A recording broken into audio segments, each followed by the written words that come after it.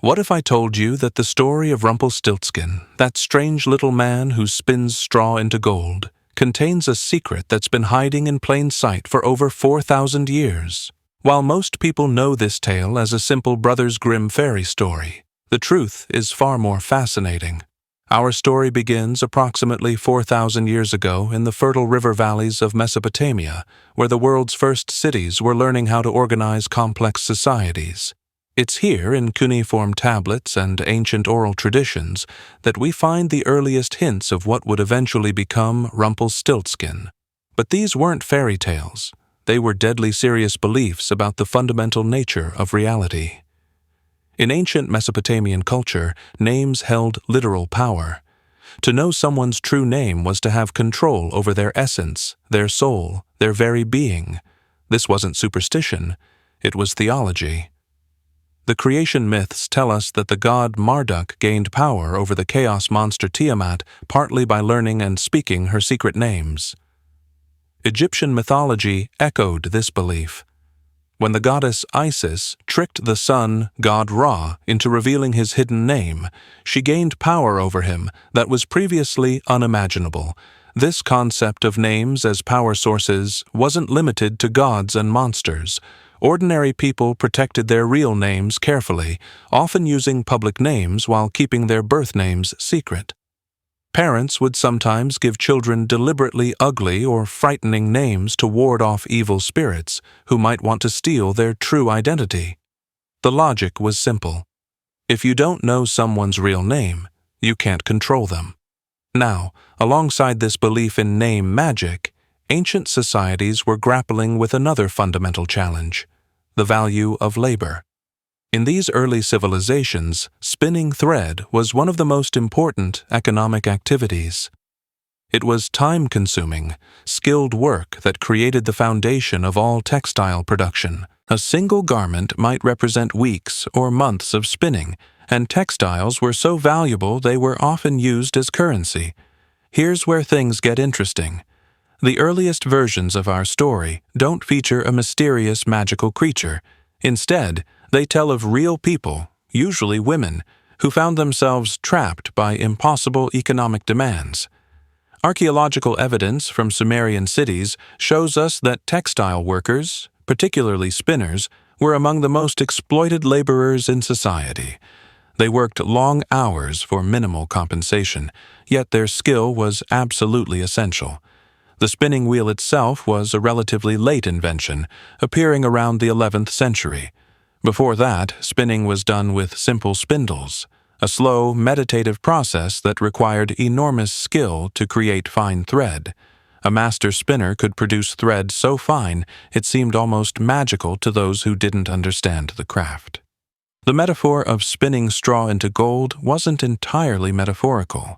Skilled spinners could indeed transform worthless raw materials into valuable products. As trade routes developed between Mesopotamia, Egypt, and eventually Europe, these stories traveled with merchants, slaves, and migrants. Each culture adapted the tale to fit their own anxieties and social structures. In ancient Egypt, we find papyrus fragments describing contests where individuals must complete impossible tasks to escape servitude, not unlike our miller's daughter spinning straw into gold. The ancient Greeks contributed their own variation with the myth of the Fates, three sisters who spun the threads of human destiny. Here, spinning became explicitly connected to power over life and death, over fate itself. The idea that someone who could control spinning could control destiny was becoming deeply embedded in European consciousness. During the early medieval period, as the Roman Empire gave way to feudal systems, the story began to take on its more familiar shape. Viking sagas from the 8th and 9th centuries contain tales of shape-shifting creatures who offered to complete impossible tasks in exchange for something precious, usually the person's firstborn child or their true name. These weren't children's stories. They were warnings about making deals with entities you didn't fully understand. The economic context was crucial. Medieval Europe was built on a system where peasants owed impossible amounts of labor and goods to their lords. The idea of someone being forced to produce gold from nothing would have resonated powerfully with people who were regularly expected to give more than they had. The story served as both a fantasy of escape and a warning about the consequences of accepting help from mysterious strangers. By the 12th century, we start seeing written versions that are unmistakably ancestors of our modern Rumpelstiltskin. A French manuscript from 1194 tells of a young woman who must spin an entire castle's worth of golden thread in a single night or face execution. A mysterious dwarf appears to help her, but demands increasingly personal prices. First her ring, then her necklace, then her firstborn child.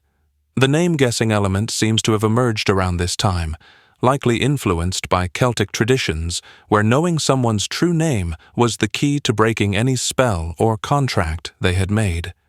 Irish and Welsh folklore is full of stories where clever humans outwit supernatural beings by discovering their secret names.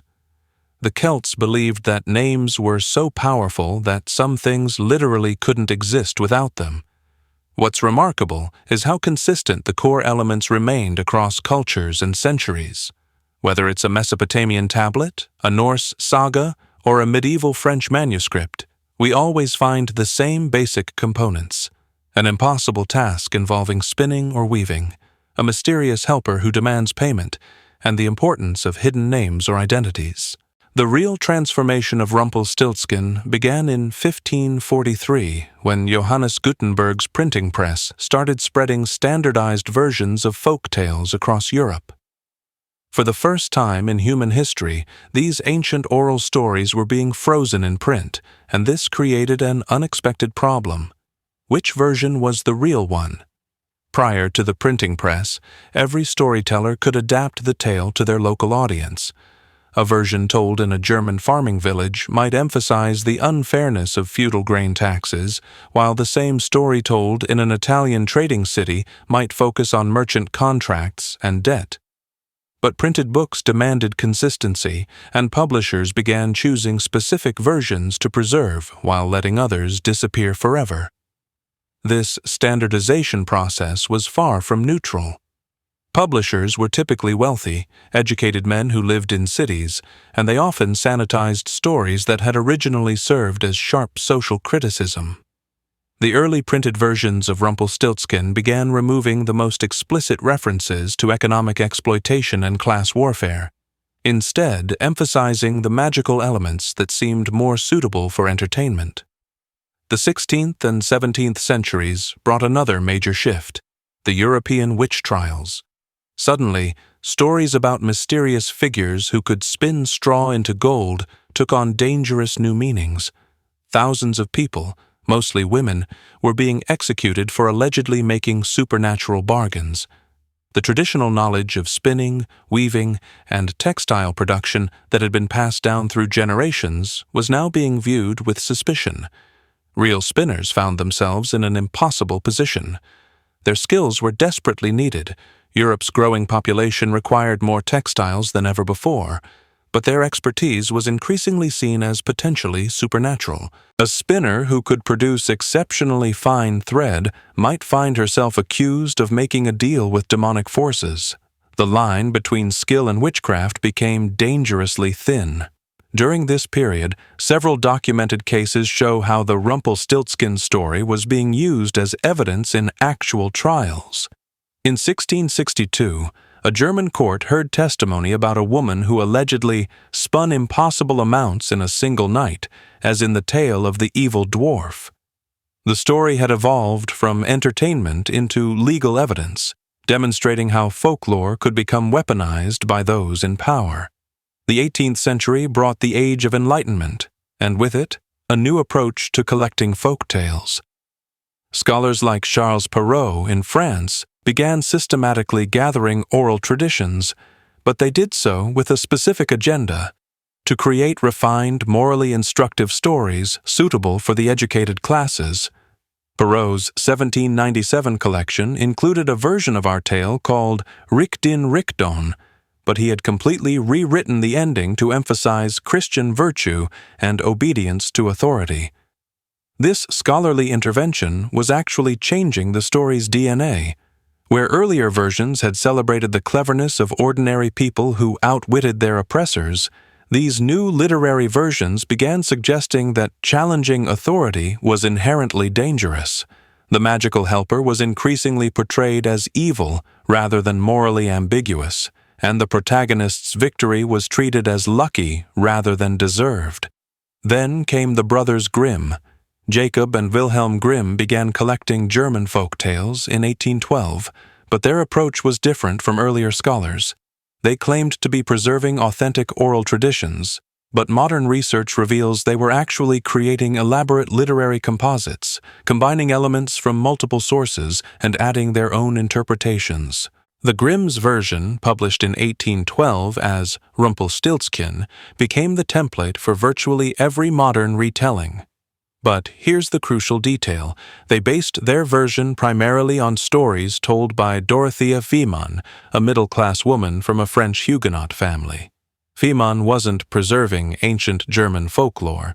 She was recounting French literary adaptations that had already been heavily modified by educated publishers.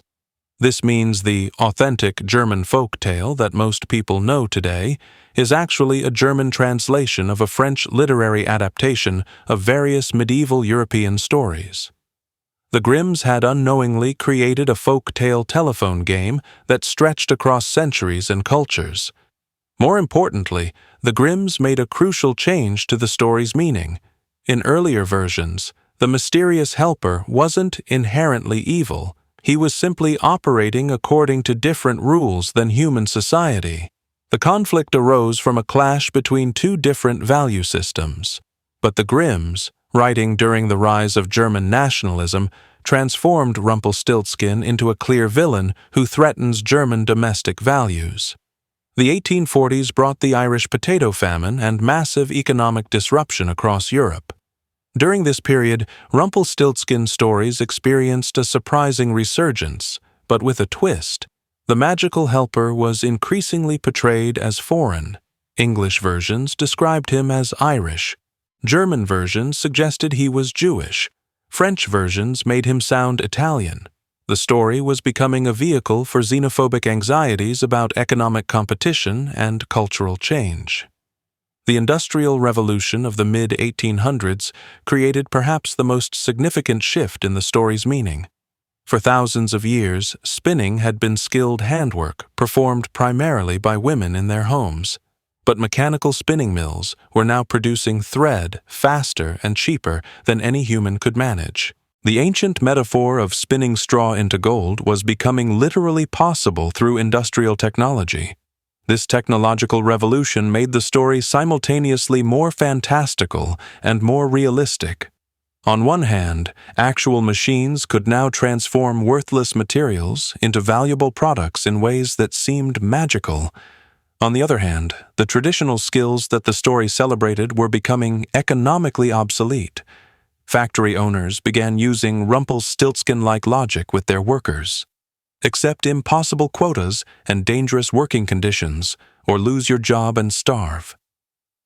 The story's ancient warning about unfair bargains was playing out in real time in industrial cities across Europe and America. Workers who had once spun thread in their cottages now found themselves trapped in mills, producing wealth for others while receiving barely enough to survive. Carl Jung, writing in 1916, identified Rumpelstiltskin as what he called a shadow archetype, a representation of the hidden aspects of economic relationships that societies prefer not to acknowledge directly. The mysterious little man represents the invisible labor that makes prosperity possible. He can create gold, but he's not allowed to enjoy it. He possesses incredible skill, but he's excluded from normal social relationships. Jung argued that Rumpelstiltskin embodies every society's anxiety about the people who do essential work while remaining powerless and unrecognized.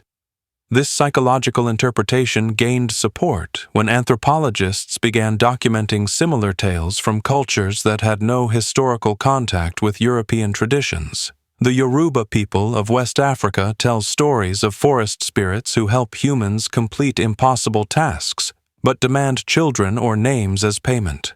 Japanese folklore includes tales of mysterious craftsmen who can create miraculous objects overnight, but vanish when their true identity is discovered.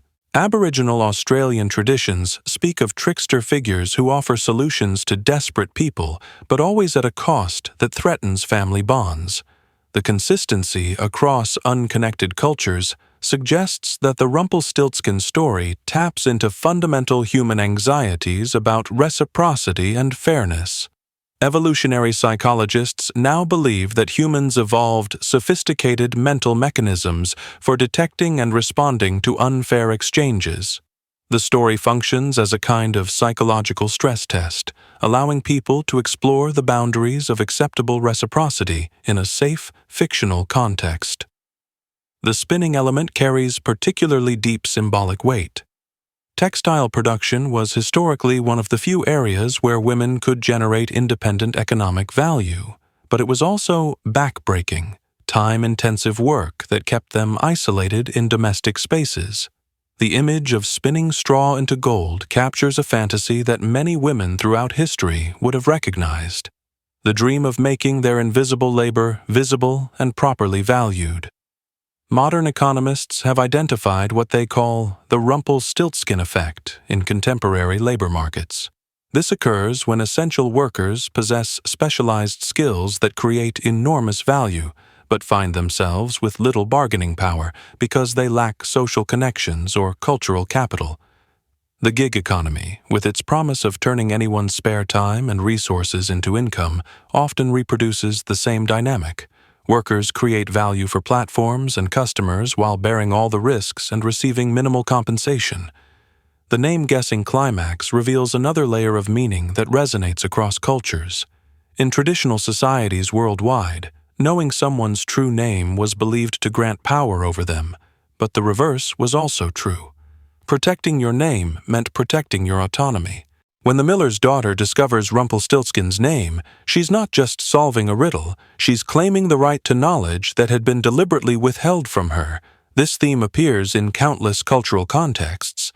Ancient Egyptian workers used pseudonyms to prevent employers from placing supernatural curses on them. Medieval European apprentices often adopted new names when they achieved master status, symbolically shedding their subordinate identities. Native American traditions include naming ceremonies that mark transitions from powerlessness to social recognition. The story's endurance through the Industrial Revolution and into the modern era reveals its continued relevance to contemporary anxieties. During the Great Depression of the 1930s, American folklorists documented a surge in Rumpelstiltskin retellings that emphasized themes of economic desperation and impossible demands from authority figures. The mysterious helper was increasingly portrayed as representing government programs that offered relief but demanded political loyalty in return. World War II brought another evolution in the story's meaning. In Nazi Germany, the tale was reinterpreted as a warning against foreign influence and racial mixing. The Rumpelstiltskin figure was depicted as an outsider who threatened pure German bloodlines. Conversely, in countries occupied by Nazi forces, resistance movements used the story to represent the possibility of ordinary people outwitting oppressive authority through cleverness rather than violence. The post-war period saw psychoanalysts like Bruno Bettelheim arguing that Rumpelstiltskin serves a crucial developmental function for children. The story teaches young people that it's possible to escape seemingly impossible situations through intelligence and persistence. Bettelheim noted that the protagonist succeeds not through magic or violence, but by gathering information and using it strategically, a lesson about the power of knowledge that transcends cultural boundaries. Contemporary neuroscience has added another dimension to our understanding. Brain imaging studies show that hearing fairness violation stories like Rumpelstiltskin activates the same neural networks involved in moral reasoning and social judgment. The story literally exercises our capacity for ethical thinking, strengthening mental pathways that help us recognize and respond to exploitation in real life. The digital age has created new contexts for the story's core themes. Social media platforms promise to turn personal content into valuable engagement. but users rarely see direct financial benefit from the wealth they help create. Dating apps offer to solve the impossible task of finding true love, but often at the cost of commodifying intimate relationships. Cryptocurrency schemes promise to spin digital straw into golden wealth, but frequently leave investors worse off than when they started. Perhaps most significantly, modern climate science has revealed that our entire industrial civilization has been making a kind of Rumpelstiltskin bargain with the natural world. We've achieved unprecedented prosperity by extracting resources and externalizing environmental costs, but the bill is now coming due in the form of climate change, biodiversity loss, and resource depletion. The price for our magical transformation of raw materials into wealth may ultimately be the habitability of our planet. Conclusion: the 4,000-year journey of Rumpelstiltskin reveals something profound about human nature. We've always understood, at some deep level, that prosperity built on exploitation is ultimately unsustainable. The story has survived across cultures and centuries because it speaks to experiences that remain painfully relevant: the desperation of impossible demands, the temptation of quick solutions, and the hard-won wisdom that knowledge and cleverness can sometimes triumph over raw power. In our modern world of gig economies, platform capitalism, and environmental crisis, Rumpelstiltskin's ancient warning feels more urgent than ever. The question isn't whether we'll face impossible tasks or unfair bargains. It's whether we'll be wise enough to recognize them and brave enough to speak their true names.